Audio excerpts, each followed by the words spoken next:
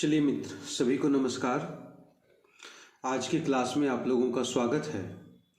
IIGS के YouTube channel पर तहे दिल से आप लोगों का स्वागत है मित्र। आज हम लोग हिंदी साहित्य के अंतर्गत एक बहुत ही महत्वपूर्ण टॉपिक आदिकाल के बारे में पढ़ेंगे मित्र। आदिकाल, आइए।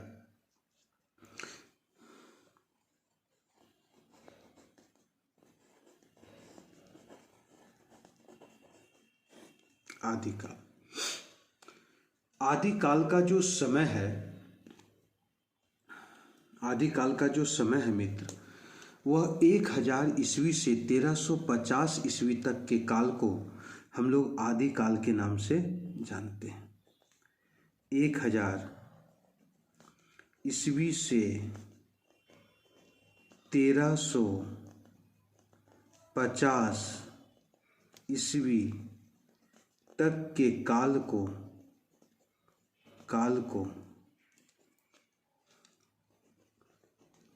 हम लोग आदिकाल कहते हैं। ठीक है। अगर कोई आपसे पूछेगा कि आदिकाल का जो समय है वो कितना से कितना तक है, तो 1000 ईस्वी से 1350 ईस्वी तक के काल को हम लोग किस नाम से जानते हैं? तो 1000 ईस्वी से 1350 ईस्वी तक के काल को हम लोग आदिकाल के नाम से जानते हैं। ये जो आदिकाल है, हिंदी साहित्य का इसे प्रथम चरण भी कहते हैं। हिंदी साहित्य के प्रथम चरण है ये। आदिकाल को हिंदी साहित्य का क्या कहते हैं? हिंदी साहित्य का प्रथम चरण भी कहते हैं। आदिकाल को हम लोग हिंदी साहित्य का प्रथम चरण के नाम से भी हम लोग जानते हैं। और आदिकाल का जो नामकरण किया गया है, किनके द्वारा किया गया है ना? आदिकाल नाम का जो प्रयोग किए हैं, तो लिख सकते हैं कि आदिकाल का सर्वप्रथम प्रयोग, आदिकाल का सर्वप्रथम प्रयोग किसने किया? तो आचार्य हजारी प्रसाद द्विवेदी ने किया। आचार्य हजारी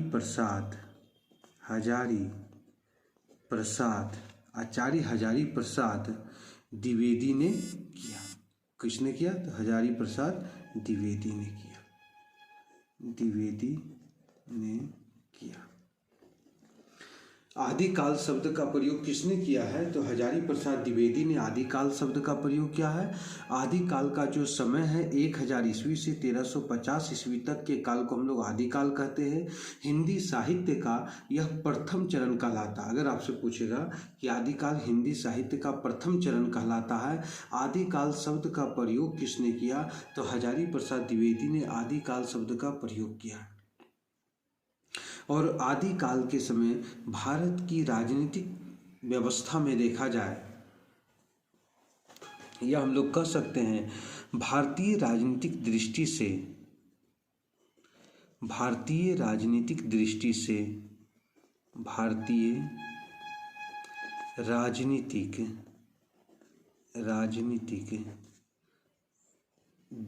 से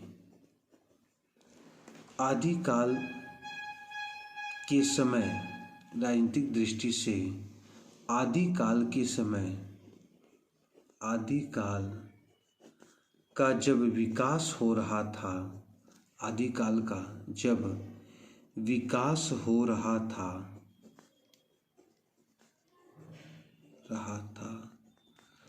तो उस समय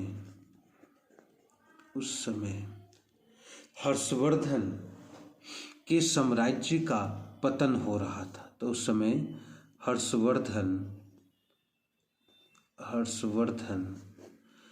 के साम्राज्य, हर्षवर्धन के साम्राज्य का पतन हो रहा था।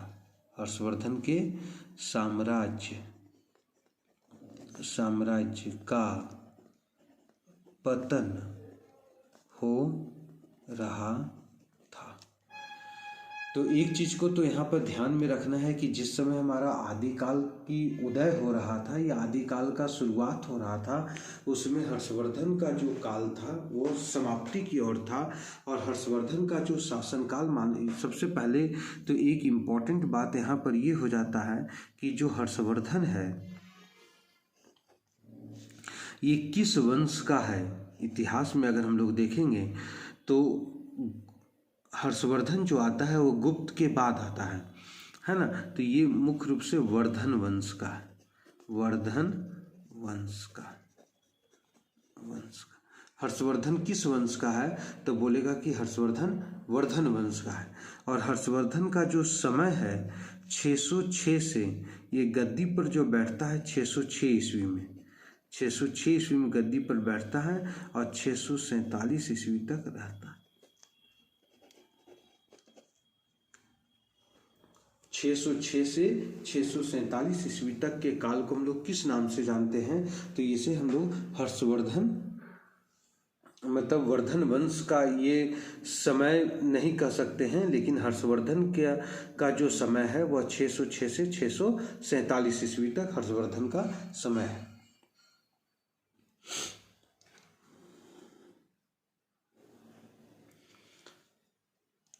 ठीक है, तो ये सभी बातें हो गई। तो यहाँ पर हम लोगों ने क्या क्या देखा कि आदिकाल का समय कब से कब तक है तो 1000 से 1300 ईस्वी तक के काल को हम लोग आदिकाल कहते हैं। आदिकाल जो है हिंदी साहित्य का प्रथम चरण कहलाता है। आदिकाल का सर्वप्रथम प्रयोग आचार्य हजारी प्रसाद द्विवेदी ने किया था। अगर कोई आपसे पूछेगा आदिकाल का सर्वप्रथम प्रयोग किसने किया तो हजारी प्रसाद द्विवेदी ने किया। भारतीय राजनीतिक दृष्टि से आदिकाल का जब विकास हो रहा था तो उस समय हर्षवर्धन साम्राज्य का पतन हो रहा था। और हर्षवर्धन किस वंश का है तो वर्धन वंश का है। और हर्षवर्धन का समय कितना है तो 606 ईस्वी से 647 ईस्वी तक के काल को हर्षवर्धन का समय का काल कहते हैं।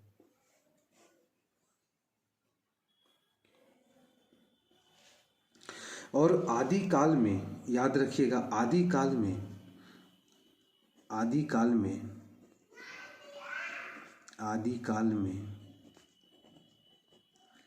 है ना अपभ्रंश एवं हिंदी भाषा का सम्मिलित प्रयोग होता था, सम्मिलित प्रयोग होता था। आदिकाल में अपभ्रंश और हिंदी भाषा का सम्मिलित प्रयोग होता था। इस चीज़ को ध्यान में रखिए, अपभ्रंश और हिंदी भाषा का सम्मिलित प्रयोग होता था। अब यहाँ पर एक चीज़ ये दिखता है कि अपभ्रंश का विकास कब हुआ था। पहले भी जब हम लोग भाषा साहित्य का विकास पढ़ रहे थे तो उस समय अपभ्रंश के बारे में बताए होंगे कि अपभ्रंश का विकास कब हुआ। तो प्राकृतिक और आधुनिक भाषाओं के बीच का जो समय है वो अपभ्रंश भाषा है। प्राकृतिक और आधुनिक भाषाओं के बीच का समय यहाँ पर लिख सकते हैं, प्राकृतिक और आधुनिक भाषाओं के बीच का समय यहीं पर लिख दीजिएगा। अपभ्रंश में प्राकृतिक और आधुनिक भाषाओं के बीच का समय, प्राकृतिक और आधुनिक भाषाओं, प्राकृतिक और आधुनिक भाषाओं के बीच का समय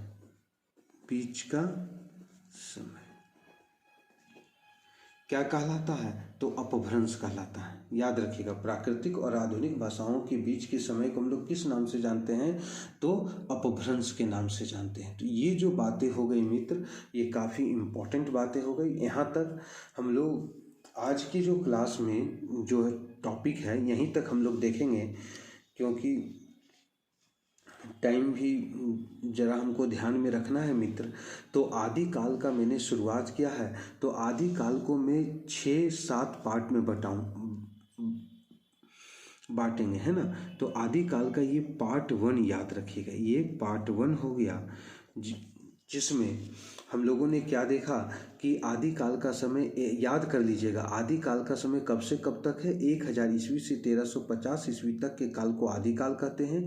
हिंदी साहित्य का यह प्रथम चरण का काल कहलाता है।